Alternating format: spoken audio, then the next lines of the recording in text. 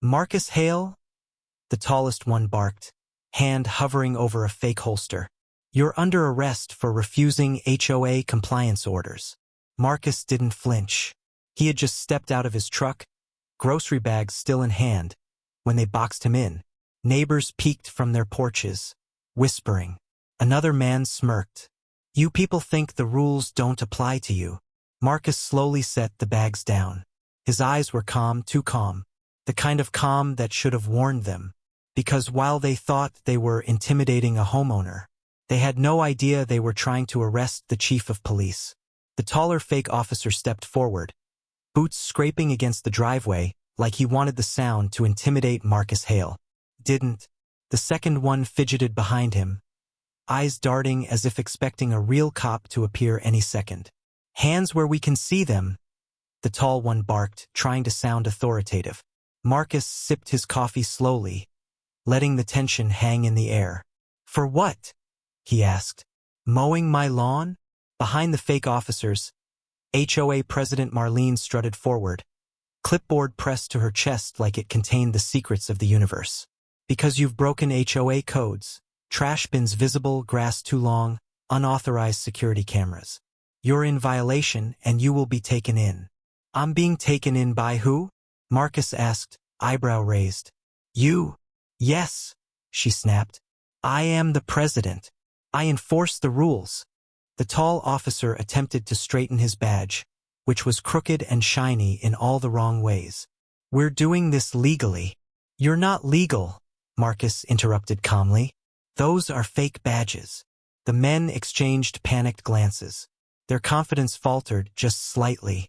Marlene, however, leaned in, teeth gritted, fury radiating like heat. This is my neighborhood. You follow my orders or face consequences. The shorter officer stepped forward, pulling a pair of plastic zip ties from his belt. We'll restrain you, sir. Marcus chuckled softly, a sound that made the men hesitate. Plastic zip ties? Really? Marlene's face turned crimson. Just do it. The tall officer lunged. Marcus sidestepped easily, letting the man stumble into his recycling bin with a loud thud. The second fake officer froze. See? This is why I don't panic, Marcus said, voice calm but sharp. Technique beats theatrics every time. Neighbors had begun emerging, phones out, whispering as they recorded the chaos. Marlene's plan for intimidation was collapsing under the weight of reality. The taller officer scrambled for his radio, faking authority, while the shorter one raised his zip ties again. Last chance. Come quietly. I've been quiet, Marcus said softly, hands still at his sides. But apparently that's a crime in your HOA. Marlene snapped. You think you're above the law? I am the law, Marcus said without moving, letting the words hang. The distant wail of sirens made the fake officers freeze mid-motion, their faces drained of color. Marlene's smirk faltered as the sound grew louder. Marcus's gaze never wavered. Under his jacket, a hidden body cam recorded every moment. His phone, streaming live to dispatch, transmitted their every mistake. A dash cam captured the whole tableau. He had prepared for this, planned for this, but never had to move a muscle yet. The taller officer hesitated, panic cracking his voice. We can handle this. You brought amateurs, Marcus said quietly, calm authority radiating from him. I called real backup. The sirens announced themselves now, closer, insistent, undeniable. Marlene's eyes widened. The fake officers took a half step back, unsure if they were about to be exposed. Marcus finally let the truth settle like a hammer. He wasn't just a homeowner.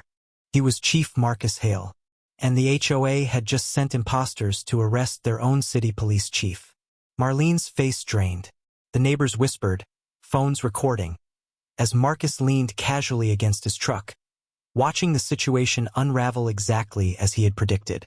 The tension was perfect, the stage set. All that remained was the reveal, and Marcus knew the moment would crush her arrogance completely. The sirens grew louder, bouncing off the suburban streets like a warning drum. The two fake officers froze, glancing nervously at one another. Marlene spun toward Marcus, her confidence cracking with every passing second. "What is that?" she demanded, panic creeping into her voice. Marcus stayed calm, leaning lightly against his truck. "Sounds like the cavalry." The tall fake officer's chest puffed out one last time. "Don't worry, ma'am. We've got this under control." His voice wavered. From the far end of the street, a black and white police cruiser rolled into view, lights flashing, engine humming with authority. Officer Reyes stepped out first, hand resting casually on his duty belt, scanning the scene with disbelief and a flicker of amusement. Behind him, Officer Patel followed, eyes narrowing at the chaos. Reyes called out, "We got reports of an attempted arrest here?" Marlene spun on them. "Yes, these officers, these deputies, are detaining this man for multiple HOA violations. We demand he be removed immediately." Reyes raised a skeptical eyebrow. "Multiple? HOA violatin?" She puffed her chest. "This is official neighborhood business." Reyes glanced at the fake officers, who now looked like deer in headlights. One badge read police, the other pulse. The mismatched uniforms and crooked hats were impossible to miss. "Sir," Reyes asked Marcus, "what exactly is happening?" Marcus stepped forward, his calm authority shifting subtly, like the quiet pressure before a storm. He reached into his jacket and pulled out a gleaming badge. Gold, polished, unmistakable. "Chief Marcus Hale," he said. "City Police Department." The words hung in the air. Marlene's jaw dropped. Her smug authority evaporated instantly. You can't be." "Yes, I am," Marcus said simply. "And you just tried to send imposters to arrest me." The neighbors, now fully visible on their lawns, gasped. Phones lifted, capturing every detail. Whispers of awe and disbelief rippled through the crowd. Patel nodded toward Marcus. "That's our chief." The fake officers fell to their knees, scrambling for excuses. "We didn't know. She told us it was authorized."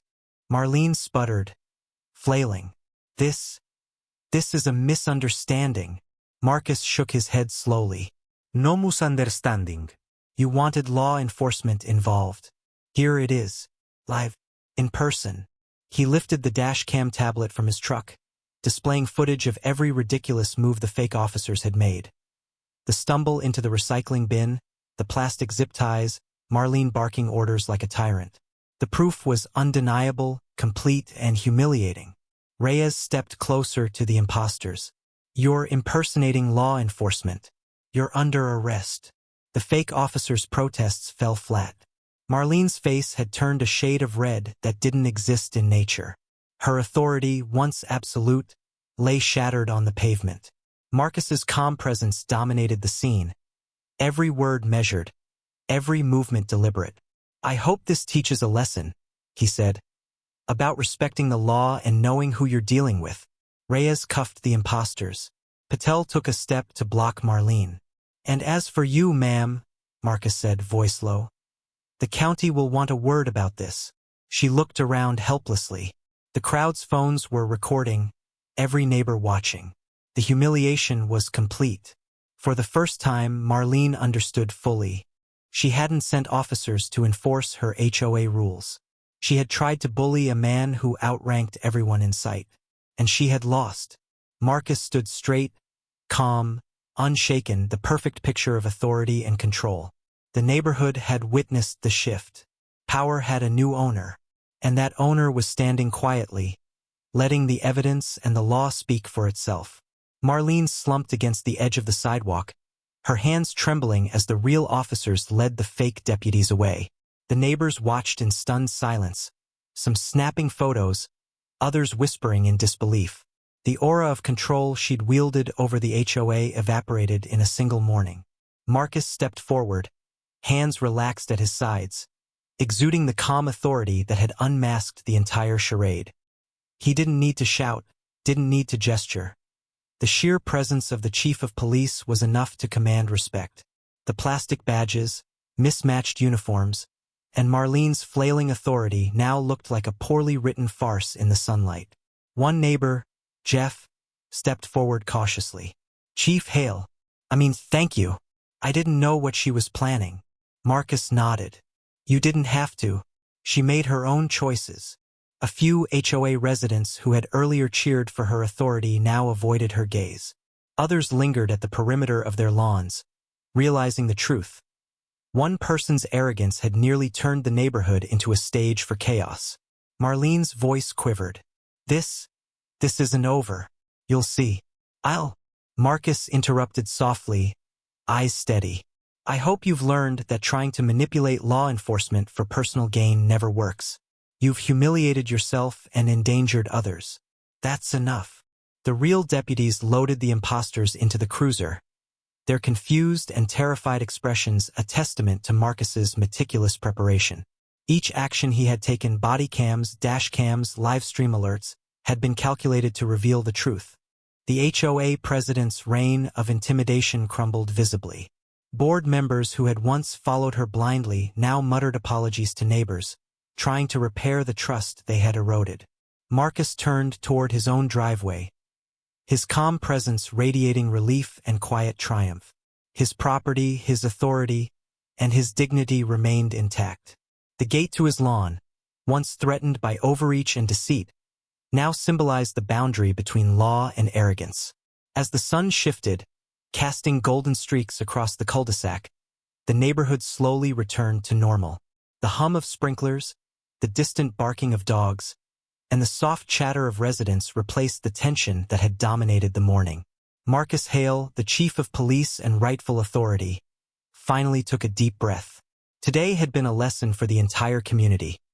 Respect the law, respect each other, and never mistake someone's calm for weakness. Marlene remained, her expression a mix of shame and disbelief, while Marcus walked back into his house, a quiet victor, his presence a reminder that true authority is measured not by force or fear, but by preparation, patience, and poise. The morning after the confrontation, the neighborhood felt different, lighter, somehow, as if the tension that had gripped every perfectly trimmed hedge and identical mailbox had finally lifted. Marcus Hale walked along his driveway, coffee in hand, breathing in the crisp air. The sound of birds, the hum of sprinklers, and the distant laughter of children felt almost cinematic in its serenity. Neighbors waved as they passed by, their earlier apprehension replaced with respect. A few approached cautiously. "Chief Hale," one said, "we're sorry for letting things get this far. We never realized what was happening behind the scenes." Marcus nodded. It's not too late to do the right thing. Accountability matters more than blame. Even Marlene's former board members approached in small clusters, offering muted apologies, a recognition of their complicity. Some avoided her entirely, a silent acknowledgement that the arrogance that had ruled the HOA would no longer go unchecked. Marcus's gaze drifted toward his property, the driveway, the fence, the trees swaying gently in the breeze.